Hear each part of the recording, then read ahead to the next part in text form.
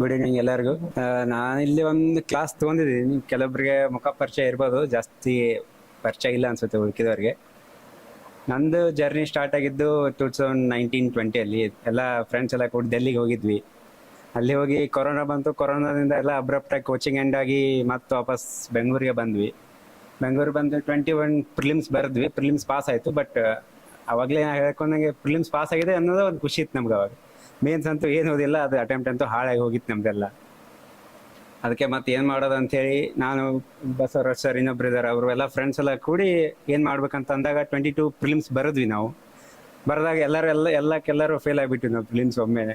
ಅದಾದ್ಮೇಲೆ ಮತ್ತೆ ಏನ್ ಮಾಡ್ಬೇಕಂತ ಗೊತ್ತಾಗಲ್ದಾಗ ಅವಾಗ ನಮ್ಗೆ ಅವು ಗೊತ್ತಾಗಿದ್ದು ಸಿದ್ದು ಸರ್ ಮತ್ತೆ ಬಸು ಸರ್ ಅಂತಿದ್ರು, ಅರುಣಾ ಮೇಡಮ್, ಅವರೆಲ್ಲ ಅವ್ರ ಮೆಂಟರ್ಶಿಪ್ ದಿಂದ ನಾನು ಅವಾಗಿಂದ ನಮ್ದು ಆಚಾರ್ಯ ಅಕಾಡೆಮಿ ಕಾಂಟ್ಯಾಕ್ಟ್ ಬೆಳೀತು. ಅಲ್ಲಿಂದ ನಾನು ಇಲ್ಲೇನೆ ಕುಂತಿದ್ದೆ, ನೀವು ಕುಂತು ಟೆಸ್ಟ್ ಬರೋದು ಎಲ್ಲ ಪ್ರಿಲಿಮ್ಸ್ ಮೇನ್ಸ್ ಎಲ್ಲ ಬರ್ದೇನೆ ಇಲ್ಲಿ ಬಂದು ಒಂದೇನೋ ರ್ಯಾಂಕ್ ತಗೊಂಡಿದೀವಿ ಇವತ್ತು. ಅದು ನಮ್ ಜರ್ನಿ.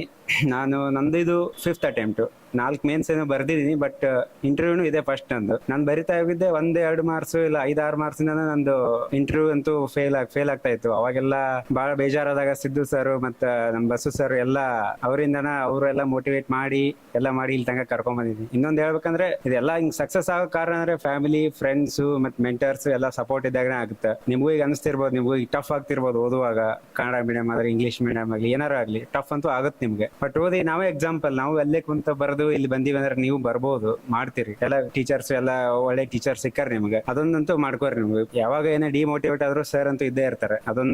ಒಂದ್ ಸ್ವಲ್ಪ ಹಾರ್ಡ್ ವರ್ಕ್ ಮಾಡಿದ್ರಂತೂ ಸರ್ ಹೇಳಿದಂಗ ಹಾರ್ಡ್ ವರ್ಕ್ ಅಂತೂ ಆಲ್ವೇಸ್ ಫೇಸ್ ಆಫ್. ಅದಂತೂ ಏನು ನಿಮ್ಗೆ ಲಾಸ್ ಆಗಲ್ಲ. ಇವಾಗ ಅನ್ಸ್ಬೋದು ನಿಮ್ಗೆ ಏನಪ್ಪಾ ಇವ್ರ ಆಕಾರ ನಾವ್ ಆಗೋದು ಯಾವಾಗ ಡೌಟ್ ನಮ್ಗೆ ಹಂಗೆ ಅಂತ ಅನಿಸ್ಬೋದು ನಿಮ್ಗೆ. ಬಟ್ ಒಂದ್ ವರ್ಷ ಇಲ್ಲ 2 ವರ್ಷ ಯಾವಾಗಾರು ಆಗೇ ಆಗುತ್ತೆ. ಈ ವರ್ಷ ಆಗ್ಲಿಕ್ಕೆ ನೆಕ್ಸ್ಟ್ ವರ್ಷ ಅಟ್ಲೀಸ್ಟ್ ಒಂದ್ ಸ್ಟೇಜ್ಗೆ ಹೋಗಿ ಪ್ರೋಗ್ರೆಸ್ ಇತ್ತಂದ್ರೆ ನಿಮ್ಗೆ ಒಂದ್ ಸ್ವಲ್ಪ ಕಾನ್ಫಿಡೆನ್ಸ್ ಬರುತ್ತೆ, ಮಾಡ್ಕೋಬಹುದು ನಾವು ಅಂತ ಹೇಳಿ.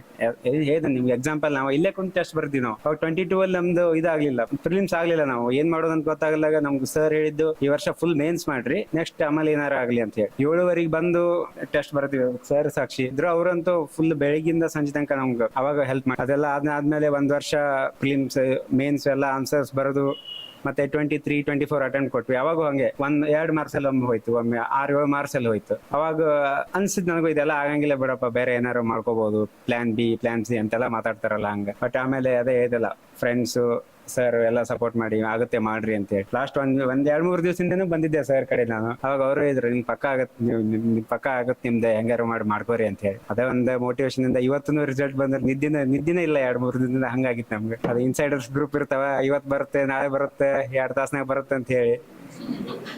ಅದಕ್ಕೆ ಅದೆಲ್ಲ ಗೊತ್ತಿದೆ, ಎಲ್ಲ ನೋಡಿದೆ. ಇವತ್ತಂತೂ ನಮ್ ಟೆಲಿಗ್ರಾಮ್ ಸೈಟ್ ತೆಗೆದಿಟ್ಟು ಕುಂತಿದ್ದೆ ನಾನು, ಯಾವ ಚಾಟ್ ಏನ್ ಬರುತ್ತೆ ಎಲ್ಲಿ ಬರುತ್ತೆ ಅಂತ ಹೇಳಿ. ಹಂಗೆ ಎಂಗ್ಸೈಟಿ ಇರುತ್ತೆ. ಬಟ್ ಎಲ್ಲ ಆದ್ಮೇಲೆ ರ್ಯಾಂಕ್ ಬಂದಿದ್ ನೋಡಿ ಖುಷಿಯಾಗಿ ಎಲ್ಲಕ್ಕೂ ಒಂದೇನೋ ಫ್ರೂಟ್ ಸಿಕ್ತಂತ ಹೇಳಿ ಅನ್ನೋ ನಂಬಿಕೆ ಅಂತೂ ಐತಿ. ನೀವು ಯಾವ್ದೇನ್ ಬಿಡಕ್ ಹೋಗ್ಬೇಡ್ರಿ, ಜಾಸ್ತಿ ಮಾಡ್ರಿ. ಎಲ್ಲ ಸರ್ ಇದಾರೆ ಸಪೋರ್ಟ್ ಮಾಡಕ್ಕೆ. ನಾವು ಇಲ್ಲೇ ಇರ್ತೀವಿ, ನಾವು ಧನಂಜಯ ಸರ್ ಎಲ್ಲ ಇಲ್ಲೇ ಇರ್ತೀವಿ. ಏನಾದ್ರು ಹೆಲ್ಪ್ ಬೇಕಾದ್ರೂ ಕೇಳಿ ಮಾಡ್ತೀವಿ. Thank you.